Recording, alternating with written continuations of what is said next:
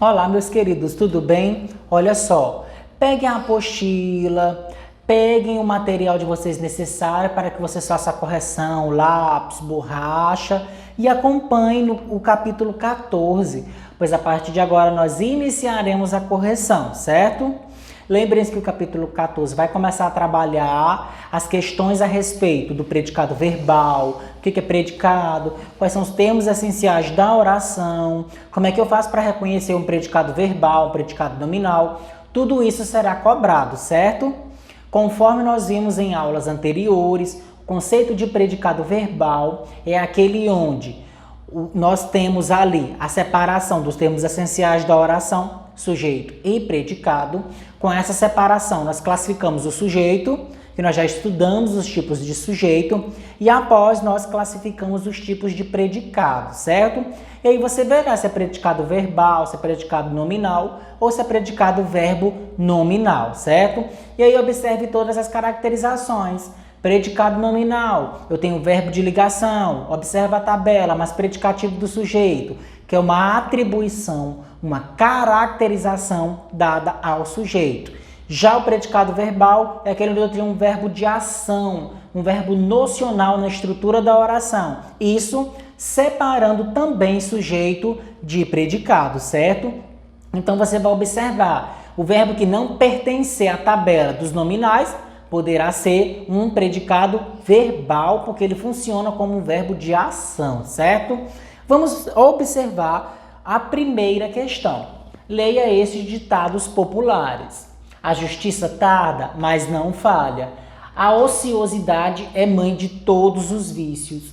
Quem não arrisca, não petisca. Touro em pasto alheio é vaca, tá? Letra A.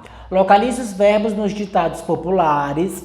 Em seguida, responda. Todos são intransitivos nesses enunciados? E você vai lembrar o conceito de intransitivo, que é aquele verbo onde ele não precisa de complemento. Por si só, o verbo já tem o comando da estrutura oracional. E aí, a resposta é não, tá? Todos não são intransitivos. Apenas os verbos tarda, falha, arrisca, petisca são, nesses enunciados, intransitivos. E no caso do ser, é verbo de ligação, porque pertence aí à tabela, de fato, dos verbos que são de ligação. Letra B. Agora observe dois desses ditados modificados com outras informações. A justiça às vezes tarda, mas não falha nunca. Quem não arrisca hoje, não petisca amanhã. Nesses casos, os termos acrescidos modificaram a predicação. Por quê? A resposta é não, porque esses termos não completam o sentido dos verbos, apenas acrescentam a eles circunstâncias de tempo. E toda vez que isso acontece, nós estamos diante de um adjunto adverbial de tempo, porque nós estamos estudando a sintaxe. Se fosse morfologia, seria simplesmente advérbio de tempo, tá? Letra C. Veja agora estes provérbios. A corda sempre arrebenta do lado mais fraco. Macaco velho não pula em galho seco, tá? Identifique os verbos e verifique se estão empregados como intransitivos, conforme eu expliquei a respeito do intransitivo aqui em cima para vocês, certo? E aí a resposta é sim, os verbos arrebentar e pular são intransitivos nesses provérbios, porque eles já possuem aí sentido próprio. A oração por si só já tem um comando, já tem uma estrutura, certo? Vamos partir para outra questão. Os termos destacados nos provérbios apresentam informações sobre circunstâncias em que ocorre a ação expressa pelos verbos. Que tipo de informação eles expressam? Resposta. Os termos do lado mais fraco e em galho seco informam o lugar em que ocorrem as ações indicadas pelos verbos arrebentar e pular. Portanto, se informa o lugar, nós estamos diante de um adjunto adverbial de lugar, tá? Isso para a sintaxe, porque para a morfologia nós estamos simplesmente diante de um advérbio de lugar, certo? 2. Reescreva as frases acrescentando-lhes um advérbio ou locução adverbial, que forneça as informações solicitadas nos parênteses, certo? Letra A, os alunos raciocinam. Nós temos intensidade e nós temos lugar, tá? Vamos acrescentar. Os alunos raciocinam muito nas salas de aulas. Fiz o acrescentamento de intensidade e lugar para a frase da letra A. Letra B, o cão latiu. Eu tenho tempo e eu tenho modo. Olha só como é que ficou a resposta. Ontem o cão latiu furiosamente. E letra C, os pássaros fugiram. Eu tenho modo e eu tenho lugar, tá? Os pássaros fugiram velozmente da gaiola. Lembrando que isso só são, hipóteses de resposta, tá? São possíveis respostas.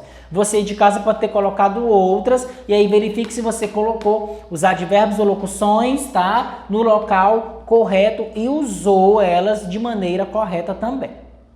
Terceira, reescreva as frases transformando os predicados verbais em nominais.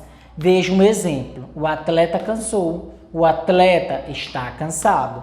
E aí vamos lá. Letra A. O doente emagreceu. O doente está magro. Fiz a transformação de predicado verbal para predicado nominal, tá?